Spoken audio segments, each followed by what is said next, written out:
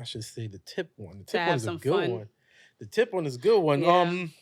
So do you guys tip when y'all go out and after y'all eat? And do you So think it's my the thing right thing is, to do, or how much do you tip? Like I that's a good think one. tipping culture is becoming a bit extreme.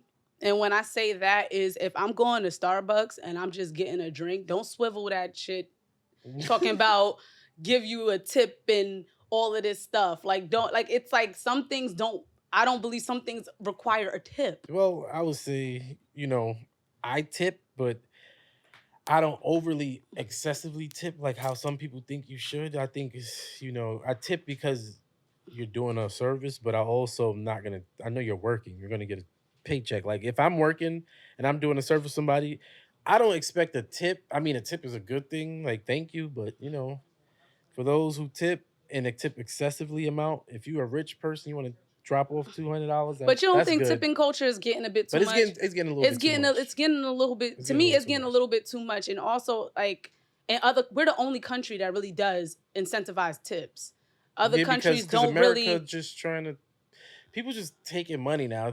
I think tips is another way of scamming people. Like, yo, I need a tip. Like if I give you $5 and 20 other people come past here give you $5, now you got Yeah, if I do the math, I'm not a math wizard, but you got shit, you enough. got more than $50 in your pocket, you know what I'm saying? Right. So I just feel like once again, if I'm going, it's like the if I'm out fact. at dinner and I'm making them like obviously I'm making a mess, I'm gonna drop off, especially if I'm being having great service. If Yeah. you're not you're not disrespectful, you giving me the utmost service, and then especially if you're giving me an extra shot on my liquor now, it's like, They don't even do bro, customer service anymore though. that's what I tip for, like stuff Yeah, like that. If like you that's giving what it me something that's was. not in the service, it's like, oh, she give me extra, like, okay, I'm gonna tip you an extra dollar, extra $5. But yeah, I that's don't know. that's It's how I like do. I That's a just good thing for y'all to comment on too. no. It's just like tipping culture is becoming a bit excessive, and it got worse after the pandemic. Because I remember now gratuity is just tacked It's on even for two ridiculous. people, and it's Automatic. It's automatic. It's automatic. automatic 20%. And don't get me wrong, I understand they say, oh yeah, like a lot of waiters they make a lot of money off their tips and Mhm. things like that. Blah blah blah blah. But I feel like by y'all adding that extra gratuity immediately, they just like I said, customer service is gone. I don't even see my waiter, but yet you're gonna get the automatic 20%. I don't even see That's like or the crazy. food be cold. One time I had a hair in my food and it still had the 20% on my bill. That's the thing. What happened to customer service though? And the food be overpriced now. Like I went to a chicken spot last night, and I got a chicken sandwich too, and it just was $40. I was like, what the fuck? Like I No, wanted to tell them take that shit, but I'm gonna tell y'all a story. 30. I'm But gonna tell you. Oh wait, I was gonna tell I y'all didn't in a tip bit. them. Long story short. Yeah, I'm gonna tell you a very embarrassing story. Not 30. like really quick. I was on a date, right? It was like years ago. God took me out. It was a really nice time. And then he paid the bill. And then you know how we're just sitting there Mhm. congregating, wrapping up. And then the waiter came back and had the nerve to tell him, um, I just noticed you didn't tip me. And I just was sitting there and I'm looking at his face and he looks so mortified, just Probably embarrassed mortified him. and embarrassed. And I just looked and I don't know if she I thought that I was wouldn't. gonna be on her side or look at him some type of way, but I felt like in that moment, like granted, it was just a first date, but in that moment, no, because it still was a nice night. So I Hmm. just kind of was like, ma'am, he don't have to do that. He don't have Right. to do that. You don't know his situation. You don't know if he just had enough to take me out. And You then don't know if like what might have happened, or you know what, maybe you just wasn't that great. right, Whatever right, happened to right. that customer Yep. service? So I just felt like I just I don't that and kind of I've was known really people rubbing me like wrong. you said, I know people who said if you don't have the money to tip, you shouldn't go out. That is totally wrong. So you're telling people who don't have enough money they shouldn't go out. Like they should So stay inside and eat. Like so which is as New wrong. So you Yorkers who work guys daily, who do all the things, live a hard life, where maybe you just have enough just to treat yourself mm, to a nice dinner, you mean to tell me that the fact that I don't know, I just feel the fact that the automatic 20%, all of that stuff is just making the mm, experience a little bit more. It's like if you're not rich, mhm. don't go out. That's not It's fair. That's not fair. I I just do think that believe in tipping though, so I believe in now tipping. that I'm older, I believe in I'm tipping guilty to of a not certain tipping when I was extent. younger. I believe in tipping to a certain extent. I also believe that life happens and some And people some probably yeah. just have enough to enjoy a good drink and a dinner. So there needs to be a balance in this overly tip culture that's going on. Yeah, we could talk about that in the comments. And Yes, to leave a our comment. last segment, um, so let me ask y'all this. As a woman, if you throw on your best Y'all, outfit, you a woman? I guess this is about me. yeah. So as a woman, if you throw on your best outfit, put your makeup on, looking good as ever, you go out to the club and, with your homegirls, would you feel a way if you do not get any compliments from any guys or a dance or anything? No, because I mean, sometimes it's not your night. I don't think it's that serious. I mean, If you throw on your best outfit and you looking good, then I smelling did good, that. I feeling feel good. like I did that for myself. All right, so there's probably two different types of women out there in the world. There's ones who are sure about themselves and ones who may have a little bit of insecurity. Like my thing is this: sometimes it might not be your night, even if you think that outfit is hitting, your shoes is I matching, your don't nails is know, popping. man. I have been in those situations. Like I have very pretty friends. I have really pretty friends, and sometimes it may be one of my. There was actually a situation where one of my friends was hot that night. I ain't get no number. She did. She was hot. Like sometimes it's just not, it may not be your specific night, but I just feel if it truly viscerally bothers you, you have to ask yourself why. This is not the last night you're gonna be out. As long as you're 2 feet, wake up. There's been times I would get hit on going to the store more than I would at the club. So I just think sometimes it's me personally, it doesn't eat me up. If anything, I'm a good wingman that night. I'm a good wingman of the A year. wingman? Yeah, sometimes I might have to be wingman Listen, of I the throw year on that my night. best What outfit if you and I go got on 5 my days, Shit. 5 nights in a row, which I'm sure you would never do, but if you go to the club 5 times in a row, in the same thing. Honestly, I don't think that's possible. I'm just I saying, don't but think what if that's that- possible. What if that happened though? I mean, see, it doesn't bother me. That's the thing. That doesn't bother me. Oh, man, listen. Because I don't know. Also, I guess I'm speaking from a place where I'm not ugly.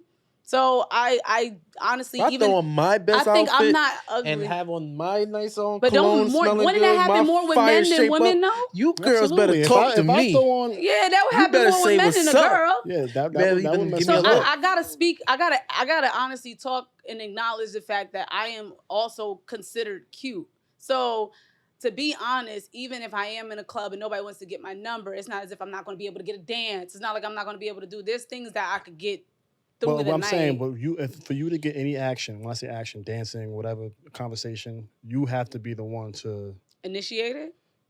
Yeah. I have had nights like that. I'm a good conversationalist, but once again, I think people got to know their strengths. I can talk. There's been times I just chatted up with a guy, and things have been vibe. But as far as me as a person, I have had those nights. Like I said, I have very pretty friends. So there are some times my tell friends your might. friends I said what's up. Listen, they on the gram, but I'm just saying I have y'all had. watching this. I have very talking to pretty you. friends, and they know they pretty. And there has been times where some of my best friends would outshine me. Go slime is your time. You know what I'm saying? Like maybe I just didn't do it right that night, and she may get all the burn. There's been times I've been hot that night. They probably didn't get any numbers, and there's been times that maybe we all lit, lit, like, and we all got a person. Right. But the thing is, I guess it's easy for me to talk because I know there's another side to the rainbow. Like if this is a stormy night for me, I know I could go out another time and there's more higher chance for me to get hit on. I feel like I don't want to say this, but I guess this question would be towards like like a in-betweener type of. No, so the reason I asked is because I saw like a conversation between two people. Somebody was saying, men, we get haircuts, we do this thing to get women. Yeah. And the girls and dudes are saying girls get BBLs, they put their makeup on, all this stuff, and they do that to attract men. And the girl was arguing like, yo, I do this for literally me, myself. I like to look good. So I didn't really know. Most women don't. But honestly, the same thing for men. Like I think it depends on the woman. I feel like even for men, I have male friends who get jiggy for themselves. They get dressed for themselves. They just like the way they look. They look good. I'm Max Bigavell. Like they be feeling themselves. And I think that's what it is. First, get dressed for you.